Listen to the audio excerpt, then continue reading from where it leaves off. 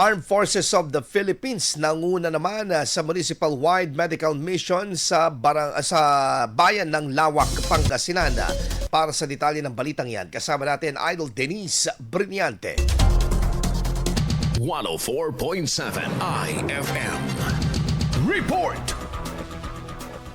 Dinagsa ng mga residente, partikular na mga bata at senior citizen ang sinagawang municipal-wide medical mission ng Armed Forces of the Philippines katuwang ang lokal na pamahalaan ng Lawak, Pangasinan kahapon Marso 17. Binigyang diin ni Defense Secretary Gilberto Teodoro Jr. na ito ang unang yugto ng municipal-wide medical mission na target maisagawa sa buong Pilipinas. We look at the resolution of the crisis in the Middle East. Hindi lamang dahil unang-una sa mga nalalagay sa panganib na ating mga kababayan. Ngunit, katulad nga ngayon, kaya minadali natin ito dahil matulungan natin ang mga magsasaka dito dahil aakit ang presyo ng fertilizer at iba pang gastusin nila. Iginiit naman ng lokal na pamahalaan na katuwang ng Department of National Defense ang LGU sa pagpapatupad ng programa upang mas mapalawak ang serbisyong pangkalusugan sa komunidad.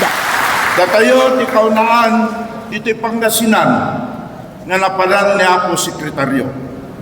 Datayo nga the youngest town of Pangasinan si tayo pa'y tinapagasatan nga umayan na. Awang pa'y tinakabulan nagsubli na personal nga iabot na ititulong hanlaan nga medical and dental mission at dapay ako itiited na dagiti ay ayaten tayo nga kakabsat nga mannalon. Sa tulong ng iba't ibang sektor, nagbigay ang militaran ng libreng serbisyong pangkalusugan tulad ng konsultasyon, dental services at pamamahagi ng gamot sa mga residente. Bukod dito, nakinabang din ang ilan sa libreng gupit habang nakatanggap naman ng irrigation tools at abono ang ilang magsasaka sa bayan. Kasama mula rito sa IFM News Tegupan, ito si Idol Denise Brillante, Tatak. IFM. IFM News. IFM News.